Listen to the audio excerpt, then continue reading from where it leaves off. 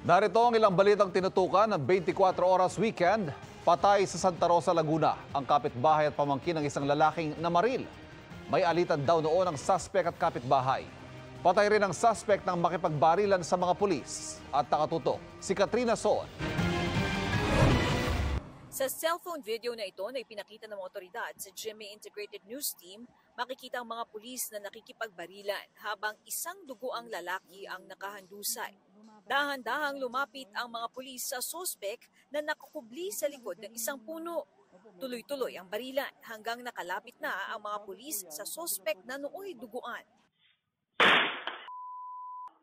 Ang lalaking nakahandusay ay kapitbahay ng 65 taong gulang na suspect. Batay sa paunang investigasyon, inabangan daw siya ng suspect. Una raw binaril ng suspect ang kanyang pamangkin na 52 taong gulang na umaawat noon.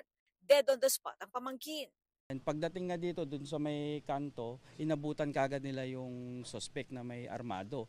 Mapansin nyo, siya una nagpaputok doon sa patrollers natin. Naitakbo sa ospital ang suspect at ang biktimang kapitbahay, pero parehong binawian ng buhay. Sa ibinigay na impormasyon sa mga pulis, dati na raw na pumasok sa drug rehabilitation ang suspect. Mula noon, nagkaroon na raw ng di pagkakaintindihan ang suspect at ang mga biktima. Ang tinitingnan nga namin yung old grudge, yung dati nang may alitan yung magkapitbahay nga. Unang nabaril yung pamangkin kasi yun yung unang umawat. Paglabas niya, inawat siya, yun ang unang niyang pinagdiskitahan. Hindi naman lubos akalain ng anak ng suspect na magagawa ng ama ang ganitong pamamaril. Hindi rin daw niya alam kung saan nito nakuha ang baril. Nakausap pa raw niya kahapon ng ama at sinabi nito na nabalitaan daw nito na kukunin daw muli siya at dadalhin sa rehab. Maaring ito raw ang dahilan kung bakit nagawa ito ng ama.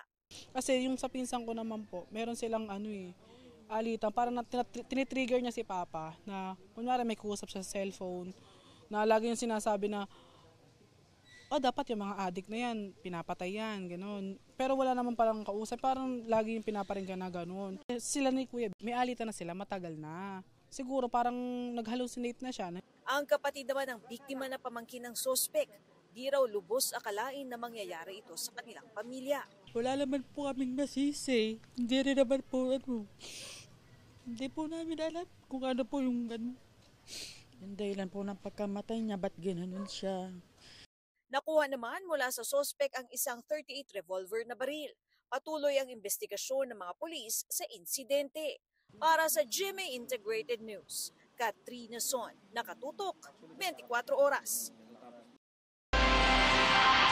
Ramdam na sa ilang pamilihan sa Metro Manila ang pagmahal ng bigas bago pa ipatupad ang 60-day rice importation ban ngayong Lunes. Nakatutok si Von Aquino.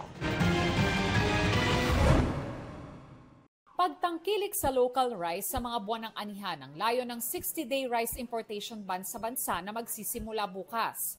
Sabi ni Agriculture Secretary Francisco Chu Laurel, hindi pa papasukin sa bansa ang mga shipped out na imported na bigas matapos ang August 30. May mas ship out date ang bulk by August 30. So anything that is shipped out of origin by August 30 can still come in to honor yung mga commitments ng ating importers at hindi masyadong hindi naman dapat masira yung kalakal din nila, di ba? Pero ngayon pa lang may taas presyo na sa imported na bigas sa ilang pamilihan sa Metro Manila.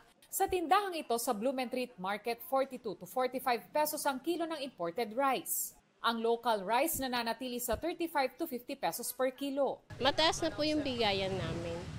Kasi sa bachelor, yung dating 1,850 naging 1,900 na. Tapos yung jasmine, nung dating bigayan namin na 1,030, ngayon naging 1,100 na siya. Per sack. Sa Kamuning Market naman, idinaraing ng isang rice retailer ang taas presyo rin ng kada sako ng imported rice mula nang i-anunsyo ang import ban. Nag-umpisa na silang mag-imbak ng imported. Kada linggo nagtataas sila 20, 10, ganyan. Hindi kami nagtataas ng tag price kasi ina-absorb na lang namin yung pagtaas kasi sobrang bagal ng pagbebenta ngayon. Maging sa local rice, may taas presyo na ring 5 to 10 pesos per kilo. Sabi ni Laurel, naniniwala siyang may nananamantala sa import ban. I believe so. Pero Actually, in fairness naman to yung mga nakausap namin yung Importers Association last week at nag-meeting na sila, and yung among their ranks nag-usap kasi tinaas nila yung wholesale from let's say 950 to 1,050 eh.